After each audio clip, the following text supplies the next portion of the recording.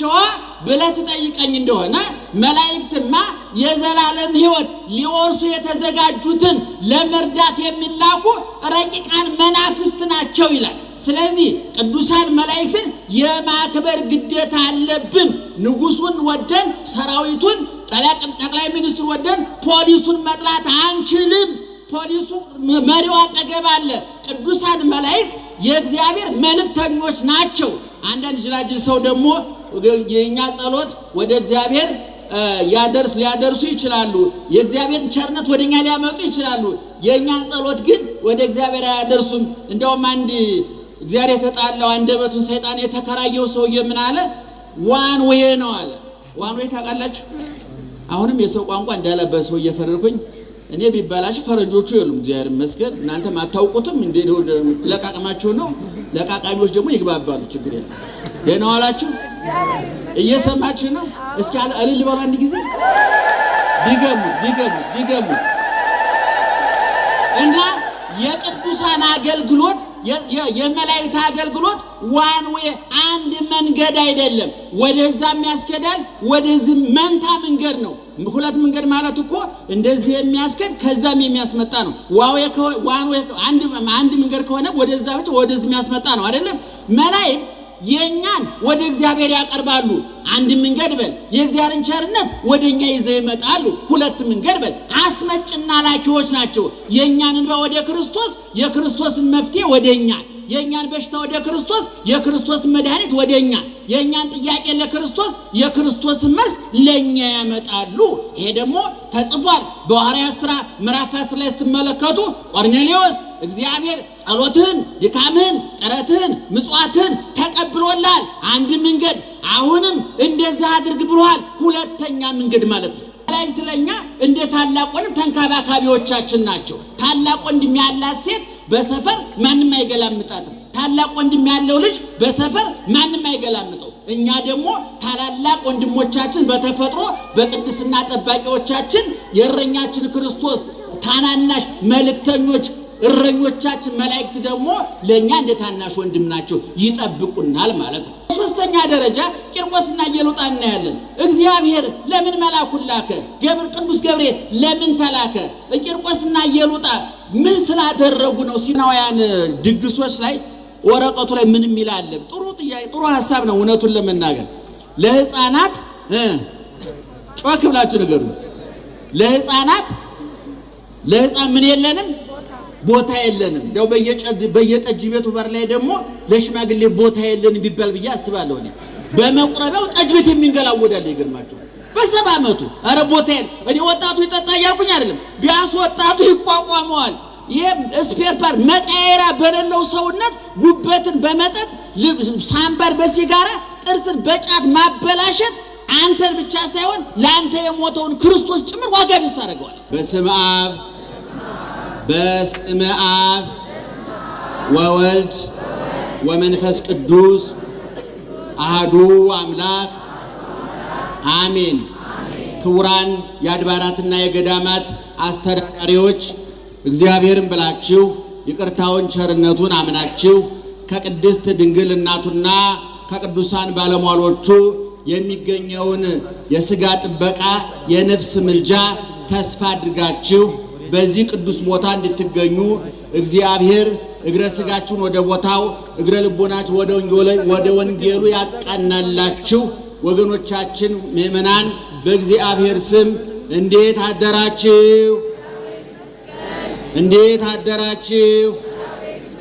እንዴት አደራችሁ?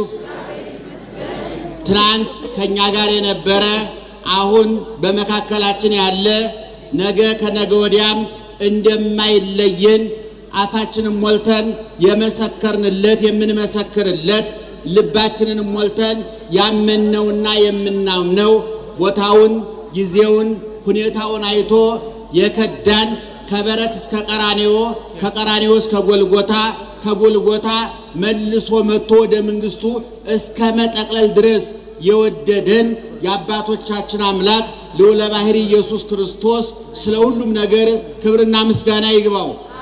ክብርና ምስጋና ይግባው።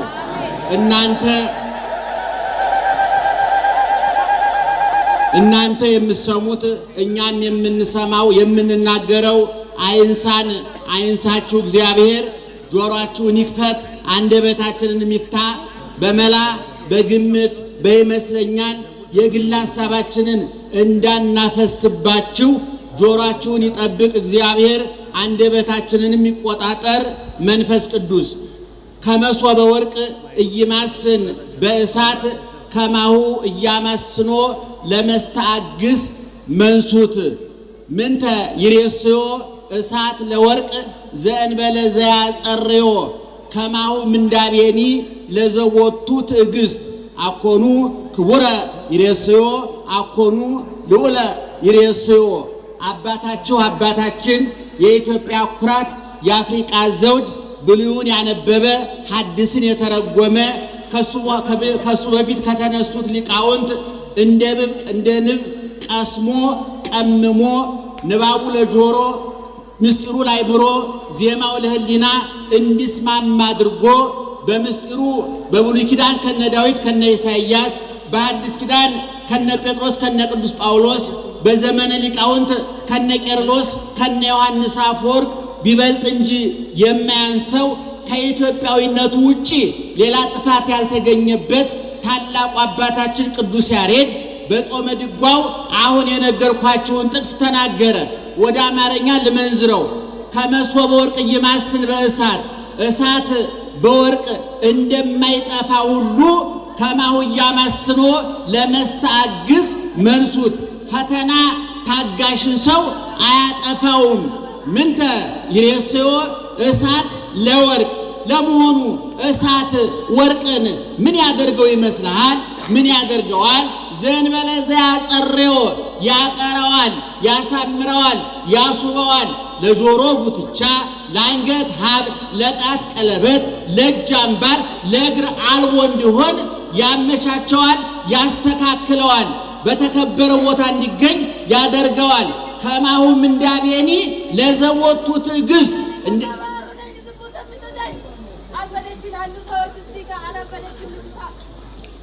እንግዲህ እሳቸው ለይቶላቸው እኛ እስካሁን አለየልንም። ሁላችንም ያው ነው፣ ልዩነት የለንም። እንግዲህ የተናገርና ያልተናገርም ልዩነቱ ሁሉም ሊያብድ እያኮበኮበ ያለ ነው። ገሃድ ያውጣብን እግዚአብሔር፣ ፍሬ እንዳንበጥስ ይርዳን። በውስጣችን ሁላችንም እብዶች ነን። እናታችን እግዚአብሔር ይማረልን፣ ቸርን ያስታግስላቸው። እንግዲህ እዚህ ብዙዎች ነበር፣ ጸጥበል ማለት ይቻል ነበር፣ ግን አቅም ይጠይቃል። ለማንኛውም ደህና አደራችሁ፣ ሰላም ናችሁ? ከማሁ ምንዳቤኒ ለዘወቱ ትዕግስት። እንደዚህም ሁሉ ትዕግስት ላለው ሰው ያልፋል ብሎ ለሚያምን ሰው ዛሬ ላይ ቆሞ ነገ ለሚናፍቀው ሰው መከራ አያጠፋውም። አኮኑ ልዑለ ይሬስዮ አኮኑ ክቡረ ይሬስዮ። እንደዚህም ሁሉ ቅድም እንደተናገርኩት እሳት ወርቅን ምን ያደርገዋል ብሎ ሊቁ ቅዱስ ያሬድ ተመራመረ፣ ተፈላሰፈ፣ ተራቀቀና መጨረሻ ላይ ውጤቱን ነገረን። ምን አለን? አኮኑ ልዑለ ይሬስዮ አኮኑ ክቡረ ይሬስዮ። ከፍ ያደርገዋል ያስከብረዋል እንጂ እሳት ወርቅን ያጠፈዋል ወይ? ታውቃላችሁ፣ ወርቅ ይነጠራል፣ ቅቤ ይነጠራል፣ ብረት ብር ይነጠራል። የሚነጠረው አፈሩን ከወርቁ ለመለየት ነው። ዛሬ በየጣታችሁ ያለው ቀለበት፣ በየእጃችሁ ያለው አምባር፣ በየጆሮአችሁ ያለው ጉትቻ፣ በየአንገታችሁ ያለው ሐብል ወርቅ የሆነ ጊዜ አፈር ነበር፣ አፈር ይመስል ነበር። በአፈር ውስጥ ተቀብሮ ነው አሁን ዛሬ ለዚህ ክብር የበቃው። ነገር ግን ወርቁ አንገት ላይ፣ ጆሮ ላይ፣ እጣት ላይ፣ እጅ ላይ እንዲውል የወርቅ የገንዘብ ሚዛን እንዲሆን በዓለም አቀፍ ደረጃ የአንዲት ሀገር ዓለም አቀፋዊ ገንዘቧ የሚለካው በወርቅ ክምችቷ ነው ይባላል። ሰዎቹ ሲያወሩልን እንደሰማ ነው። ያ ወርቅ ግን እዛ ደረጃ ላይ ለመድረስ መንጠር አለበት፣ መቅለጥ አለበት፣ በእሳት ውስጥ ማለፍ አለበት እና ቅዱስ ያሬድ ቅኔውን ሲቀኘው ምስጢሩን ሲተነትነው መጻሕፍትን ሲበልታቸውና ንባቡ ጆሮአችንን ሞልቶ ምስጢሩ አእምሮአችንን አጥግቦ ኃይለ ቃሉ ሕሊናችንን እንዳሳርፍ ሲያደርግልን ምን አለ? እንደዚህም ሰማዕታት ሁሉ የነደዱ የታረዱ የተገፈፉ የተገረፉ የተራቡ የተጠሙ የተንከራተቱ ዓለምን አራግፈው ከነዚህ ክንቱሉ የጣሉ የልብ ምኞት የዓይን አምሮት የእጅ ስርቆት የአንደበት ሐሜት ያልማረካቸው ዓለምን ከነወርቁ ከነሹመቱ ከነሽልማቱ ከነግምጃው ከናውራጃው ከናምሮቱ የላመ የጣመ ልቅመስ የሞቀ የደመቀ ልልበስ ሳይሉ ዓለምን አራግፈው ጥለው የተፈተኑ የነጠሩ ቅዱሳን ሁሉ ወርቅ እሳት ወርቁን እንዲያሳምረው መከራ ደግሞ እነሱን ያሳምራቸዋል። ሙተው እንዲኖሩ ሙተው እንዲናገሩ ያደርጋቸዋል። ወከብረት ነፍሶሙ በውስተ ዓለማት ክልኤቲ ዘዜ ወዘከሃ የሁለት ዓለም ነገሥታት ያሰኛቸዋል። በወዳኛው ያስገባሉ፣ ያስወጣሉ፣ ያጸድቃሉ፣ ይኮንናሉ፣ ይገላሉ፣ ያድናሉ፣ ይሰጣሉ፣ ያነሳሉ። ሰው ሲያጠፋ ይቀጣሉ፣ ሲያለማ ይሸልማሉ። በወዲህኛው ዓለም ደግሞ ጽላት ተቀርጾላቸው ቤተክርስቲያን ታንጾላቸው ገድላቸው የሰማዕታት ድርሳናቸው የሊቃውንት ታምራቸው የጻድቃን የየዕለት የሕይወታቸው ጽንሰታቸው ልደታቸው ኑሯቸው ሞታቸው መሰወራቸው እርገታቸው ተጽፎላቸው በቁመው ከሚንቀሳቀሱ ሕያዋን ሬሶች ይልቅ ሙተው ይናገራሉ። የቅዱስ ያሬድ ምስጢሩ ሲመነዝር ሲተነተን ሲበለት ማለት ነው። እና ዛሬ የሁለት እናትና ልጅ ታሪክ ነው የምናከብረው። አንድ የዛሬ 4-5 ዓመት ይመስለኛል አንድ መጽሐፍ ምርቃት ሄጄ ነበረ። የመጽሐፉ ርዕስ ምን ይላል መሰላችሁ? የአንድ ሰው ዋጋ ስንት ነው ይላል። ደህና ዋላችሁ? እንዴት ዋላችሁ? የአንድ ሰው ዋጋ ስንት ነው? እስኪ አንቺ ስንት ብር ታወጫለሽ ገበያ ብትወጪ? አልሸጥም እያልሽ ነው። ለምሳሌ እኔ ገበያ ብወጣ ስንት ታወጣለህ ቢባል አይደለም እናንተ ድሆቹ የአሜሪካ መንግስት ያለ በጀቱን መድቦ ለእግዚአብሔር አይደለም መላ ሰውነቴን አንድ ጣቴን ሊገዛኝ አይችልም። በእኔ ጣት ውስጥ የክርስቶስ ቁስል አለ፣ ደሙ አለ፣ ችንካሩ አለ፣ ስጋው አለ። ክርስቶስ ከሰማይ የወረደው ከልልና ወደ ትሕትና የመጣው ከርቀት ወደ ግዝፈት ከሕያውነት ወደ ሟችነት ከዘላለማዊነት ወደ ጊዜያዊነት ካለመወሰን ወደ መወሰን ሁሉን ማድረግ ከመቻል ምንም ማድረግ ወደ አለመቻል ከማጥገብ ወደ መራብ የመጣው ለአሜሪካ መንግስት ወርቅ አይደለም፣ ለሳውዲ አረቢያ ነዳጅ አይደለም፣ ኢትዮጵያ ውስጥ ላለው ሀብት ንብረት የአየር ጠባይ አይደለም፣ ለአንተ ለአንቺ ለኔ ነውና የተሰቀለው። እያንዳንዳችን በብር ብንተመን ዋጋችን ማንም ሊገዛን አይችልም። ለዚህ ነው ቅዱስ ጴጥሮስም ሲናገር ምን ይላል? በሚያልፍ ወርቅና ብር አልተገዛችሁም፣ በከበረው በክርስቶስ በደሙ በበጉ ደም ነው የተገዛችሁት አለ። ስለዚህ ምእመናን ዓለም ላይ ያለው ወርቅ ብር ገንዘብ ቢሰበሰብ እኔን አንተን አንቺን እኛን መግዛት ይችላል አይችልም? ጮክ ብላችሁ ንገሩ። ይችላል አይችልም? አይችልም። አይችልም። እዚህ ሜዳ ላይ ወርቆ እየለመነ ፀሐይ ቀን የሚጠብሰው ብርድ ሌሊት የሚያቆራምደው ሰውነቱ ወይቦ ከሰው ተራ የወጣ ወንድማችን ገበያ ላይ ቢወጣ እነ ቻይናና አሜሪካ አይገዙትም። ለምን? የነሱ ጌታ በወር በደሙ ገዝቶታል፣ በቁስሉ ገዝቶታል፣ በግርፋቱ ገዝቶታል፣ በሐመት በኮምጣጤው ገዝቶታል፣ በመሰቀሉ ገዝቶታል፣ በመቸንከሩ በመሞቱ በመገነዙ በመቀበሩ በትንሣኤው በርገቱ ዳግመኛም በመምጣቱ ገዝቶታል። ስለዚህ ዛሬ የምናከብረው የ3 ዓመት ሕፃንና የእናቱን ታሪክ ነው። ይሄ ሁሉ ሰው የተሰበሰበው ለ3 ዓመት ሕፃን ሲባል ነው። ምእመናን ለምን? ስራ ሰርቶበታል። የባከነ ጊዜ ሁልጊዜ እንደምለው እኔ ለአባቶቻችን ቅዱሳን የባከነ ጊዜ የላቸውም፣ የባከነ ገንዘብ የላቸውም፣ የባከነ እድሜ የላቸውም። አንዳንድ ጅላጅል ሰዎች እንኳን ለክርስትና ለፍልስፍና ሎጂካል እንኳን ልናደርገው የማንችል ተራ ጥያቄ ይጠይቃሉ። የ3 ዓመት ሕፃን ምን አውቆ ነው ጡጦ ይጥባ አቦለድ ብላ እንጂ ብሎ በሱ ልክ እሱ በ60 ዓመቱ ገና ጡጦ እየጠባ ካቦለድ ባነሰ ጭንቅላት እየዛከረ ቂርቆስ ላይ ይሰቃል። ወንድሜ በመጽሐፍ ቅዱስማ የ3 ዓመት ሕፃን አረጋዊ ሽማግሌ በለው። አረ ዮሐንስ መጥምቅ በእናቱ ወር ሰግዷል። የበለጠ አለ? በእናቱ ወደ ሰገዳለ። ጀግኖቹማ ሐረይኩከ እምከርሰ እምከ እምቅድመ ፍጥርከ ሳልፈጥርህ በሆድ መረጥኩህ በእናት ማህፀን ሳለሁ መረጥኩ ብሏል እግዚአብሔር። የሕፃናት አንዳንድ አሁን ዘመናውያን ድግሶች ላይ ወረቀቱ ላይ ምንም ይላል። ጥሩ ጥያቄ ጥሩ ሐሳብ ነው። እውነቱን ለመናገር ለሕፃናት ጮክ ብላችሁ ንገሩ። ለሕፃን ምን የለንም ቦታ የለንም። ያው በየጠጅ ቤቱ በር ላይ ደግሞ ለሽማግሌ ቦታ የለንም ቢባል ብዬ አስባለሁ። እኔ በመቁረቢያው ጠጅ ቤት የሚንገላወዳል ይገርማችሁ። በሰባ ዓመቱ አረ ቦታ የለ እኔ ወጣቱ ይጠጣ ያልኩኝ አይደለም። ቢያንስ ወጣቱ ይቋቋመዋል። ይሄ ስፔር ፓርት መቃየራ በሌለው ሰውነት ጉበትን በመጠጥ ሳምባር በሲጋራ ጥርስን በጫት ማበላሸት አንተን ብቻ ሳይሆን ለአንተ የሞተውን ክርስቶስ ጭምር ዋጋ ቢስ ታደርገዋል። እና ቅድም እንደነገርኳችሁ ቂርቆስ ሕፃን ነው፣ ትንሽ ነው። ግን ያችኑ ትንሿን እድሜ ኑሮባታል። እግዚአብሔር ለሕፃናት ቦታ የለኝም አይልም። ዓለም ከ18 ዓመት በታች ሕፃን ናችሁ ብሎ አይቀጥናችሁም። ከ65 ዓመት በላይ አርጅታችኋል ብሎ መጥቶ ይተፋችኋል። አታገለግሉም። እስከ 18 ዓመት አልበቃችሁም። ከ60 አምላክ ነው። ላተረፉ ለከሰሩ፣ ለተሾሙ ለተሻሩ፣ ላጡ ላገኙ፣ ለጤነኞች በሽተኞች፣ ለወጡ ለገቡት ሁሉ አምላካቸው ማን ነው? ምእመናን ጮክ ብላችሁ ንገሩኝ። አምላካቸው ማን ነው? እግዚአብሔር ነው። እና እነዚህ እናትና ልጅ ኢየሉጣና ቂርቆስ የነበሩበት ዘመን በዚህ በሶስተኛው በአራተኛው መቶ ክፍለ ዘመን ነው። ምእመናን እንዲያው ወደ ጥልቅ ጉዳይ አንገባም ጊዜያችሁን ላለመብላት። ይሄ ሁለተኛው፣ ሶስተኛው፣ አራተኛው፣ አምስተኛው መቶ ክፍለ ዘመን ብለን በታሪክ የምናጠናው እነ 300-400 ዓመታት ቤተክርስቲያኒቱ መሰረት ላይ የቆመችበት ነው። በመጀመሪያ ደረጃ ቤተክርስቲያኒቱን አለት ላይ ያቆማት ቀራንዮ ላይ የተሰቀለው ክርስቶስ ነው። ጎልጎታ የተቀበረው ክርስቶስ ነው። አርጎ ተነስቶ ያረገው አርጎ በክብር ያለው ኋላም መጥቶ ወደ መንግስቱ የሚጠቀልለን ኢየሱስ ክርስቶስ ነው።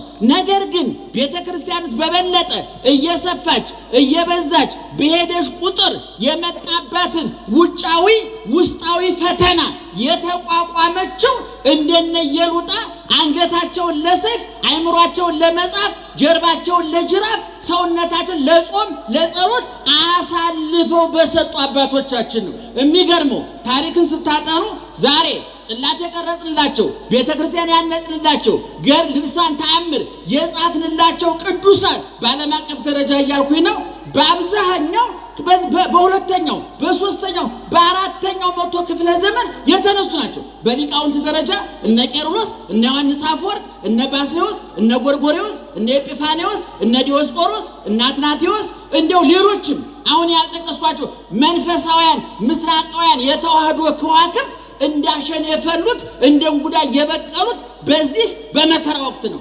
ከሰማዕታት እንደነ ቅዱስ ጊዮርጊስ፣ እንደነ ቅዱስ ገላውዲዮስ፣ እንደነ መርቆሬዎስ፣ እንደነ ቂርቆስ፣ እንደ ኢየሉጣ፣ እንደነ አርሴማ ያሉትን በእውነቱ እኔ ሁሉ ጊዜ እንደምለው ሊቃውንቱ በቃል ሰማዕታቱ በገድል ሊቃውንት በቀለም ክርስትናን ሲጽፉት ሰማዕታት በደም ጽፈውታል። ሰማዕታት ባንደበታቸው ሊቃውንት ባንደበታቸው ሲያመሰጥሩት ሰማዕታት ባንገታቸው ገልጠውታል። ክርስትና ባንገትም ባንደበትም ይሰበካል። አንገት ታርዶ ይሰብካል፣ አንደበት ተርጉሞ ይሰብካል። በቀለም ተጽፎ ይሰበካል፣ ደም ሲፈስም ይሰበካል። በቃል ይነገራል፣ በተግባር በገድልም ይመነዘራል። ምእመናን እና ቅድም እንደተናገርኩት እነዚህ ጀግኖቹ መንፈሳውያን የተዋህዶ አርበኞች የወጡት በፈተና ወቅት ነው። እኔ ሁሉ ጊዜ እንደምንለው ምእመናን አባቶቻችን እንደሚለው ለክርስትና ከቤተ መንግስት ይልቅ በረት ይስማማዋል። ከተሽከርካሪ ወንበር ይልቅ ሻካራ መስቀል ይስማማዋል። ከውድ መጠጥ ይልቅ ሐሞትና ኮምጣጤ ነው ያዳነን። ብራስሌት አይደለም ያዳነን፣ ቀለበት አይደለም ያዳነን።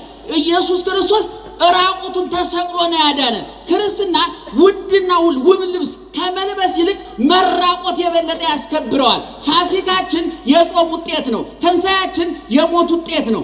መከራችን ደስታችን የመከራ ውጤት ነው። ቅድም እንደተናገርኩት እሳት ካልነጠረ ካልነደደ ያ ሁሉ ፈተና ካልደረሰበት ለጆሮ ጉትቻ፣ ለጣት ቀለበት፣ ለእጅ አምባር፣ ለአንገት ሐብል መሆን እንደማይችለው ሁሉ አባቶቻችን ነደው ታርደው ተገፈው ተገርፈው ተርበው ተጠምተው ተንከራተው ወጥተው ወርደው ሐዋርያው ቅዱስ ጳውሎስ እንዳለ እነሱ ለዓለም ስላልተገቡት ዓለምም ለነሱ የተገባ ሆኖ ስላልተገኘ ቀራንዮ ላይ የተሰቀለውን ጌታ እያዩ መከራ ተቀበሉ። እነ ኢየሉጣ የዛሬ 1600 ዓመት ያን ሁሉ መከራ ሲቀበሉ ከ1600 ዓመት በኋላ ኮተቤ ገብርኤል ታሪካችን ይሰበካል፣ ቁልቢ ገብርኤል ታሪካችን ይሰበካል፣ በዓለም ደረጃ ዝናችን ይናኛል ብለው አይደለም። ይሄ አየር ባየር ንግ እካካይ ልካከልክ ስጠኝ ሰጣለሁ አይደለም። ክርስትና የሚገባቸውን አደረጉ፣ ከሚገባቸው በላይ ከፈላቸው እግዚአብሔር። በሁለት ዓለም አከበራቸው። እዚህ ነደዱ፣ እዛ የነደደውን ያበርዳሉ። እዚህ ታረዱ፣ እዛ ለታረዱ ቤዛ ይሆናሉ። እነ ተክለ ሃይማኖት እግራቸውን በጸሎት አስረከቡ፣ እነሱ በጸሎት ሄለናውን ይቀጥላሉ። እና አቡነ ገብረ መንፈስ ቅዱስ በጸሎት አይናቸው ፈሰሰ፣ እነሱ በጸሎታቸው የሌላውን አይን ያበራሉ። እነ ቶማስ ቆዳቸው ተገፈፈ፣ እነሱ ሌላውን ከለምጽ ያድናሉ። ቅዱሳን እነሱ ተርበው ሌላውን ዳቦ ያበላሉ፣ እነሱ ተጠምተው ለሌላው ውሃ ካለት ያፈልቃሉ። አምላካችን እግዚአብሔር ለብድራት ከፋይ ነው። አመድ አፋሽ አያደርግም፣ ወጭ ሰባሪም አይደለም እግዚአብሔር። እና ቂርቆስና ኢየሉጣ ደህና ዋላችሁ አላችሁ አይደል? እስኪ አጨብጭቡ አንድ ጊዜ። ስለዚህ ዛሬ አራት ነገሮች ላይ አተኩራችሁ ግንዛቤ ብትወስዱ ደስ ይለናል። አንደኛ ዛሬ እያነገስ እያከበርን ያለ ነው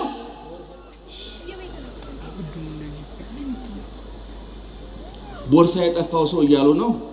እንግዲህ አይምሮም የጠፋችሁ ካላችሁ ዛብ ከቤት ይሰጣል። ቦርሳ ብቻ አይደለም። ደህና ዋላችሁ።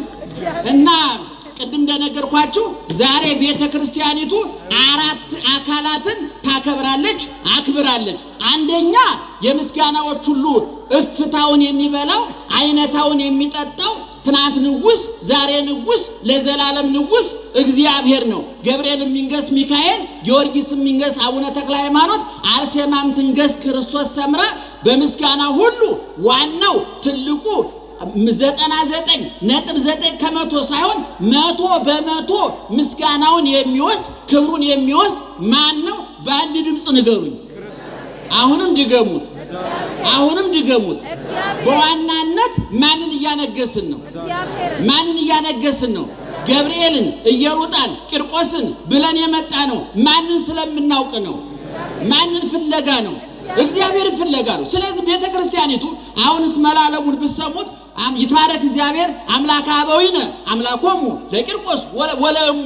አባቶቻችን ሌሊት በጸናጽል እሁድ ነው ዛሬ ይቀየራል ይቀየራል አይቀየርም። አይ ሰው ሙያ ገብቼ እንዳልፈተፍት ብዬ ነው። አንዳንድ ጊዜ በእኛ ሀገር ትንሽ መድረክ ስንይዝ ቀዶ ጠጋኝ እንሆናለን። ከተብረት ኢትዮጵያ ውስጥ ባለስልጣንና ሰባኪ ስልጣን ሲይዝ እንትናም ሐኪም ነው፣ እንትና ኢንጂነር ነው። ባለስልጣን ከሆነኛ ሀገር ኢንጂነር ነው፣ ዶክተር ነው፣ ፓይለት ነው፣ ሹፌር ነው፣ ሁሉን ነገር ነው።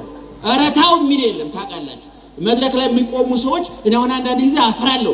ግዙን እንዴት አድርገው እንደሚሰባብሩት። እንደው ትልልቅ መድረክ ላይ ያሉ መምህራን ብዙ ሰሚ ያላቸው እኮ ናቸው። እገሌ ብለን ብንናገር እሳቱ ላይ ቤንዚን ማርከፍከፍ ነው፣ ጥላቻን ማብዛዛት ነው። ምን ያደርጋል ብለን እንጂ አየለ ከበደ ብለን እንነግራችሁ ነበር። ግዙ ሲጨማለቅ እንደው እግዚአብሔር የቋንቋ አምላክ አይደለም የሰው አምላክ ነው እንጂ እንዴት ይናደድ። እኛ ግን ደካሞች ስለሆን እንናደዳለን። ይገርማችሁ እንግሊዝኛውን ፈረንጆቹ ትተው ንቀዋችሁ ስለሆነ ብታጨማልቁትም አልፈዋቸዋልና ጉልበታችሁ እንጂ አንደበታችሁን አይፈልጉትም። ምን ቁም ነገር የለው። እና አንዳንድ ግዙ ሲጨማለቅ እንዴት እንደሚያውቁታል እነሱ። አሁን ከኋላ ያሉት እነማንን እየተባለ እንደሆነ እንትና እያሉ ነው። ግን እኛ ስም አንጠራም። ተጨማሪ አጀንዳ መፍጠር አይገባንም። ምክንያቱም ቤተክርስቲያኒቱ ሀገሪቱ ከበቂ በላይ በአጀንዳ የተጠለቀለቀች ናት። ቲክቶክ በአጀንዳ ተጠለቅልቋል። ዩቲዩብ በአጀንዳ ተጠለቅልቋል። ኑሯችን በአጀንዳ ተጠለቅልቋል። ቢያንስ አጀንዳችሁን ባንፈታ እንኳን ተጨማሪ አጀንዳ በመፍጠር አናሰቃያችሁም፣ ስም አንጠራ እና ለማለት የፈለኩት ዛሬ ቅድም እንደተናገርኩት ዋናው ነጋሹ ተከባሪው ማን ነው ብያለሁኝ? አቤት ይትባረክ እግዚአብሔር አምላከ አበዊነ አምላኮሙ ለቂርቆስ ወለእሙ። የቂርቆስ የአባቶቻችን አምላክ እግዚአብሔር ይመስገን፣ የቂርቆስ የኢየሉጣ አምላክ ይመስገን እያሉ ሲጸነጽሉ ያደሩት ይገርማቸዋል። ይሄ ነው ሲባል ያደረው፣ ሌላ ነገር እንዳይመስላችሁ። ዋናው ሲከበር ሲቀደስ ሲሰለስ ሲመሰገን ያደረው እግዚአብሔር ነው። ቅድም ስጋው የተበላለት ደሙ የተጠጣለት ወንጌሉ የተነበበለት መስቀሉ የተተከለለት ቁስሉ የተመሰከረለት የቂርቆስ የኢየሉጣ የገብርኤል አይደለም የኢየሱስ ክርስቶስ ነው። በዋናነት ነጋሹ እግዚአብሔር ንጉሥ ውእቱም ቅድመ ዓለም እግዚአብሔር ዓለም ሳይፈጠር ንጉሥ ነበር። ዓለምን ፈጥሮ ንጉሥ ነው። ዓለምንም አሳልፎ እግዚአብሔር ምንድነው? ንጉሥ ነው። እሱን ያከበር ነው በአንደኛነት። ሁለተኛ ቅዱስ ገብርኤል በኩል መላእክትን እናከብራለን። መላእክት ስራቸው ምንድነው? ሐዋርያው ቅዱስ ጳውሎስ በዕብራውያን 1:14 ላይ ወመላእክትሰ መንፈስ እሙንቱ እለ ይትፌነው በእንተ እልሃለወሙ ይረሱ ሕይወተ ዘላለም። መላእክት ምንድናቸው ብለህ ትጠይቀኝ እንደሆነ መላእክትማ የዘላለም ሕይወት ሊወርሱ የተዘጋጁትን ለመርዳት የሚላኩ ረቂቃን መናፍስት ናቸው ይላል። ስለዚህ ቅዱሳን መላእክትን የማክበር ግዴታ አለብን። ንጉሱን ወደን ሰራዊቱን ጠቅላይ ሚኒስትሩ ወደን ፖሊሱን መጥላት አንችልም። ፖሊሱ መሪው አጠገብ አለ። ቅዱሳን መላእክት የእግዚአብሔር መልእክተኞች ናቸው። አንዳንድ ጅላጅል ሰው ደግሞ የኛ ጸሎት ወደ እግዚአብሔር ሊያደርሱ ይችላሉ። የእግዚአብሔር ቸርነት ወደኛ ሊያመጡ ይችላሉ። የኛን ጸሎት ግን ወደ እግዚአብሔር አያደርሱም። እንደውም አንድ እግዚአብሔር የተጣላው አንደበቱን ሰይጣን የተከራየው ሰውዬ ምን አለ? ዋን ዌይ ነው አለ። ዋን ዌይ ታውቃላችሁ? አሁንም የሰው ቋንቋ እንዳለበት ሰው እየፈረድኩኝ እኔ ቢባላሽ ፈረጆቹ የሉም። እግዚአብሔር ይመስገን እናንተም አታውቁትም እንዴ? ለቃቅማችሁ ነው። ለቃቃሚዎች ደግሞ ይግባባሉ። ችግር የለም። ደህና ዋላችሁ? እየሰማችሁ ነው? እስኪ እልል በሉ አንድ ጊዜ ቢገሙት እና የቅዱሳን አገልግሎት የመላእክት አገልግሎት ዋን ዌይ አንድ መንገድ አይደለም። ወደዛ የሚያስከዳል ወደዚህ መንታ መንገድ ነው። ሁለት መንገድ ማለት እኮ እንደዚህ የሚያስከድ ከዛም የሚያስመጣ ነው። ዋን ዌይ አንድ መንገድ ከሆነ ወደዛ ብቻ ወደዚህ የሚያስመጣ ነው አይደለም። መላእክት የኛን ወደ እግዚአብሔር ያቀርባሉ። አንድ መንገድ በል የእግዚአብሔርን ቸርነት ወደኛ ይዘው ይመጣሉ። ሁለት መንገድ በል አስመጭና ላኪዎች ናቸው። የኛን እንባ ወደ ክርስቶስ የክርስቶስን መፍትሄ ወደኛ፣ የኛን በሽታ ወደ ክርስቶስ የክርስቶስን መድኃኒት ወደኛ፣ የኛን ጥያቄ ለክርስቶስ የክርስቶስን መልስ ለኛ ያመጣሉ። ይሄ ደግሞ ተጽፏል በሐዋርያት ሥራ ምዕራፍ 10 ላይ ስትመለከቱ ቆርኔሌዎስ እግዚአብሔር ጸሎትህን፣ ድካምህን፣ ጥረትህን፣ ምጽዋትህን ተቀብሎልሃል። አንድ መንገድ አሁንም እንደዛ አድርግ ብሎሃል። ሁለተኛ መንገድ ማለት ነው።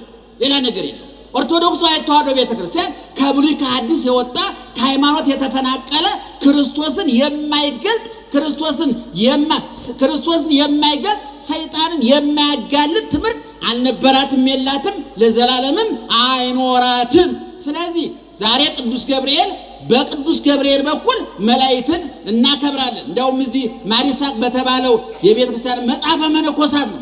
በነገራችን ላይ ሰሞኑን መጽሐፈ መነኮሳት ለግብጽ መነኮሳት ነው፣ ለኛ አይመለከተንም የሚሉ የሮሜ መልእክት ለሮሜ እንጂ ለኛ አይመለከተንም እንድንል ለክደት የሚገፋፉን እንደው ማፈርም እኮ አንዱ መሳቀቅ መሸማቀቅ ስጋ ያሸንፎኛል፣ አቅም አንሶኛል፣ ልብላ ልጠጣ ልልበስ የሚለው ሰውነቴን ማሸነፍ አልቻልኩም፣ ተሸንፌያለሁ ታውኝ ማለት ሲገባ እንደው የሌባ አይነ ደረቅ መልሶ ልብ አድርቅ የሚሉ በየቲክቶኩ እየመጡ መነኮሳት ያልወከሏቸው መነኮሳትም የማይወክሉ አንዳንድ መነኮሳት ሲናገሩ ሰማለ። መጽሐፈ መነኮሳት ማለት ምእመናን ብሉይ የተተረጎመበት ሐዲስ የተተነተነበት ክርስትናን ማውራት ብቻ ሳይሆን መኖር እንደሚቻል አይደለም። ለመነኩሴው ለጥቁር ራሱ ለነጋዴው ለወታደሩ ለባለ ትዳሩ ጭምር መልእክት የሚያስተላልፍ መጽሐፍ ነው። እዛ ርዕሱ አይደለም እንደው ጎርፍ ወስዶ ነው ይቅርታ መመና ጎርፉ ተመልሻለሁ። ደህና አደራችሁ። እዛ ላይ እንደዚህ ብሎ ተጽፏል። ይገርም ምንተ እንከ ንብ በእንተ ሁላቆ የመግቦቶሙ ለመላእክት ስለ መላእክት መግቦት ምን እንላለን? ወሬዮቶሙ ጻድቃን ስለመጠበቃቸው ዋዲ ያስተሐምሙ እንደገና ተግተው ነቅተው ለኛ ይጠብቁናል፣ ያማልዱናል። ከመ አስተሐምሞተ አኀው አብያን ከመዘለ ንዑሳን ታላላቅ ወንድሞች ለታናናሽ ወንድሞቻቸው እንደሚቆረቆርላቸው ሁሉ ቅዱሳን መላእክት ለታናናሽ ወንድሞቻቸው ለኛ ይቆረቆሩልናል ይላል። መላእክት ታላቅ ወንድም ናቸው። በተፈጥሮ 6 ቀን ይቀርሙናል። ይገርማቸዋል። ገብርኤል ታላቅ ወንድማችን ነው። ሚካኤል ታላቅ ወንድማችን ነው። እሱ ነው የተፈጠረው፣ እኛ ዓርብ ነው የተፈጠርነው። ስንት ቀን ይቀርሙናል ማለት ነው? ታላቅ ወንድም ማለት መንታ እንኳን ቢሆኑ በአንድ ደቂቃ ልዩነት ታላቅ ይባላል። በኩር ይባል ነበር። ኤሳውና ያዕቆብ አንድ ቀን ተወልደው እኮ ኤሳው ታላቅ በኩር ተብሎ ነበር። ግን ታላቅ ነው ሆዱ አሳንሶበት በኩርናውን ሽጦ በኋላ ከታናሽን በታች አሽቆልቆሎ መካንቱ ነው ቀረ እና ዙሮ መላእክት ለኛ እንደ ታላቅ ወንድም ተንከባካቢዎቻችን ናቸው። ታላቅ ወንድም ያላት ሴት በሰፈር ማንንም አይገላምጣትም። ታላቅ ወንድም ያለው ልጅ በሰፈር ማንንም አይገላምጠው። እኛ ደግሞ ታላላቅ ወንድሞቻችን በተፈጥሮ በቅድስና ጠባቂዎቻችን የእረኛችን ክርስቶስ ታናናሽ መልእክተኞች እረኞቻችን መላእክት ደግሞ ለኛ እንደ ታናሽ ወንድም ናቸው፣ ይጠብቁናል ማለት ነው። ስለዚህ መላእክት ለኛ ጠባቂዎቻችን ናቸው። በማቴዎስ ወንጌል ምዕራፍ 18 ቁጥር 10 ላይ እንዲህ ብሏል፣ ውቁ ይታስተሐቅርዎሙ ለአሐዱ እምእሉ ንዑሳን፣ ከታናናሾቹ አንዱን እንዳትንቁ እንዳታንቋሽሹ እንዳትጸየፉ ተጠንቀቁ። እብለክሙ ከመ መላእክቲሆሙ ወትረ ይሬኡ ገጾ ላውየ ዘበሰማያት፣ እውነት እላችኋለሁ እነሱን የሚጠብቋቸው መላእክት በሰማይ የአባቴን ፊት ያያሉ ማለት ባለሟል ናቸውና እነሱ አቅም ቢያጡ ጠባቂ መላካቸው አቅም አለውና ተጠንቀቁላቸው ነው የሚለው። ስለዚህ መላእክት ለኛ ጠባቂዎቻችን ናቸው ማለት ነው። ስለዚህ በሁለተኛ ደረጃ መላእክት እናያለን። በሶስተኛ ደረጃ ቂርቆስና ኢየሉጣ እናያለን። እግዚአብሔር ለምን መላኩን ላከ? ቅዱስ ገብርኤል ለምን ተላከ? ቂርቆስና ኢየሉጣ ምን ስላደረጉ ነው ሲባል ጸንተው ስለተገኙ፣ ቆርጠው ስለተገኙ፣ እሳቱን፣ ስለቱን፣ ረሃቡን፣ ጥሙን፣ መከራውን ሳይሳቀቁ ቅድም በነገርኳችሁ ዘመን ምእመናን ቅድም በነገርኳችሁ ዘመን ሰዎች ቆዳቸው እየተገፈፈ ጨው እየተነሰነሰባቸው በግንግጣቸው ይደረጋል። ይገርማቸው ባል አይኑ ያየ ሚስቱ ጡቷ እየተሰነጠቀ በሽቦ እዛፍ ላይ እየተንጠለጠለች ከስር እሳት እየነደደባት እንዳሩስቶ ትጠበስ ነበረ። በዛን ዘመን ሚስት አይኗ ያየ ባሏ እጅግሩ እየተቆራረጠ በእሳት እየተጠበሰ አጥንቱ እየተቀጠቀጠ ደሙ እየፈሰሰ ስጋው እየተቆራረሰ መከራ ይቀበል ነበር። ለማን ሲባል ንገሩኝ? ለማን ሲባል ንገሩኝ? ለማን ብለው? ለክርስቶስ ብለው። ዛሬ የኛ ክርስትና ታውቃላችሁ፣ እናንተ በነጠላችሁ እኛ በካባችን የምንታወቀው፣ እናንተ በማተባችሁ እኛ በመስቀላችን ነው የምንታወቀው። እኛ እንኳን ሻካራ መስቀል ላይ ልንሰቀል ለእናንተ ከንፈን እንኳን መስቀሉ እንዳሻክራችሁ ብለን በባይርንሽ አሳምረን ቀብተን አንዳንድ አባቶች ሽቶውን ያደርጉበታል። ክርስቶስ መስቀል ላይ ሲሰቀል ግን እንኳን ባርኒሽ ሊቀባ መስቀሉ ሻካራ ቆዳ የሚልጥ ነበረ። አሞት ነበረ። እዛ ያለው ሽታ ይሰነፍጥ ነበረ። ነገር ግን በውስጥ ላፍንጫ ቢሰነፍጥ ለውስጥ ደግሞ የነፍስ ቀለቧ ነው። የኢዮብ ቁስል ለሚስቱ አጸየፋ ሽታው አለ። ለእግዚአብሔር ግን እንደ ጣን መስዋዕት እንደ ጣን መዓዛ መስዋዕት ነበር ያለ መጽሐፋችን። እና እንግዲህ እነዚህ ቂርቆስና ኢየሉጣ እናትና ልጅ ናቸው። መከራ ጸናባቸው። እናቲቱ ልጇን ይዛ ተሰደደች ወደ ሌላ ሀገር መከራ የለም ብላ። እዛም ስትሄድ ያየሸሸች ሰው ያገኛት። አንቺ ምን አመጣሽ? እኔ ማነሽ አንቺ ብሎ እንደገና ጠየቀ። እኔ ሊቀ ጳጳሷን ፓትርያርኳን ጠቀሰች። እኔ አንጌቤናይ ወልደ አንጌቤናይት ይላል መጽሐፋችን። ዋዜማው ይላል ዋዜማው አንጌቤናይ ማለት ምን ማለት? ቅምጥል የሞላለት የተደላደለ የመሳፍንት የመኳንንት ወገን ማለት ነው። እኔ በመናት በእነ ቅዱስ ጊዮርጊስ ዘመን መከራ የተቀበሉ ሰዎች ኑሮ የሰለቻቸው አይደሉም። ሕይወት እጅጃላቸው ያንገሸገሻቸው አይደሉም። የሚበላ የሚጠጣው የሚለበሰው የተትረፈረፈው ቅዱስ ጊዮርጊስ ወርቁን በትኖ ነው እንደ ወርቅ የቀለጠው። መንግስቱን ትቶ ነው መንግስተ ሰማያት የገባው። እና እኔ አንጌቤናዊ ነው ልጄ፣ እኔም አንጌቤናይት ነኝ የታወቅኩ ነኝ ማለቷ ነበር። ስምሽ ማን ነው አላት። የትኛውን ልንገርህ? የጊዜው መጠሪያዬን ነው ሞት የሚሻገረው ነው አለችው። አይ የጊዜውን ከፈለክ ኢየሉጣ እባላለሁኝ፣ የዘላለሙ ከፈለክ ደግሞ ክርስቲያን ነኝ አለችው። መቼም አሁን የኛ ስሞች አይደለም እስከ መቃብር በቁሙ የሚረሱ ስሞች አሉ አይደለም። አሁን ስማችንና እኛ እንኳን እንገናኝ ይገርማቸዋል። እኛ ባለፈው ሚዲያ ላይ ተናግሬያለሁ። እኛው ጳውሎስ ጴጥሮስ ዮሐንስ ተብሎ ጫትቃሚ እኔ በእውነቱ አየለ ከበደ ብላችሁ ቃሙ እውነቱን ለምናል እንዲያው ዮሐንስ ብሎ ጫትቃሚ ጴጥሮስ ብሎ ጫትቃሚ ጳውሎስ ብሎ ጫትቃሚ ሚካኤል ገብርኤል ብሎ አጥር ሰባሪ ሴት ደፋሪ እኔ በእውነቱ አምታታው በእንጤ እርገጤ በልና ለንስሐ የሚመቸው ነው ለምን ስምና ግብር የማይገናኝለት የቆሸሸ የተበላሸ አርሲ እየሉጣ ምን አለች ሁለት ስም ነው ያለኝ አንዱ ስሜ እየሉጣ አንዱ ስሜ ክርስቲያን ይባላል አንዱ ለጊዜው አንዱ ለዘላለሙ ያገለግላል አረብ ሀገር የምትሄዱ እህቶቻችን እዚህ ወለተ ማርያም ናቸው እዛ ደግሞ ከድጃ ናቸው አይደል ደጋጋችኋል እንኳን አደረጋችሁት አብርሃም ይገርም እናንተ ስታውት አብርሃም እኮ ጨንቆት ሚስቱን ሳራን እህቴ ናት አለ እናንተ ከአብርሃም ትበልጣላችሁ እንዴ ገብረ ማርያም መሐመድ ተብለ በልተና ወለተ ማርያም ከድጃት በልተሽ ነው ግድ የለም ያልፋል ነገ አዲስ ቀን አለ ሆድ ሞልቶ ጭንቅላት የሚጠይቅበት ዘመን ሲመጣ ያን ጊዜ እንነጋገርበታል እና ያ ሰው ሕፃኑን ጠራው አንተ ሕፃን አንተ ደስ የምትል የምታምር ድምቡሽቡሽ ማለት ነው በእኛ ቋንቋ ወደ አማርኛ ስናመጣው አውነትክ ነው እኔ ደስታ አለኝ ይገርማል አንተ ግን ደስታ የለህም ማለት የ3 ዓመት ሕፃን የ50 ዓመቱን መቶ ባለስልጣን ማለት ነው አያስደነግጥም 47 ዓመት በእድሜ ይበልጣል ይገርማል ነገር ግን ከሕፃኑ ቂርቆስ ይልቅ ሕፃኑ ማንኛው ነው ይሄ ሰውዬ ነው እንዘ ሕፃን አረጋው ይባላል በመጽሐፋችን እንዘ ሕፃን አይበዮ እግዚአብሔር ወፈነው ብሔረ ጽልመት ሕፃን ሳለ አከበረው እግዚአብሔር መረጠው በ3 ዓመቱ የ50 ዓመቱን ሰው አዋረደው በ3 ዓመቱ የ80 ዓመቱ ሰው በለጠው ቁም ነገር ሰራበት የዛሬ ልጆች ታውቃላችሁ ንቅናቸው አስተዋል እኔ አንዳንድ ጊዜ ልጆች ሳገኝና ልጆችንም ሳይ እኔ እስከ 15 ዓመት ያለው እድሜያቸው ተሰርቆብና በያስባለሁ አሁን ትልልቆች ታውቃላችሁ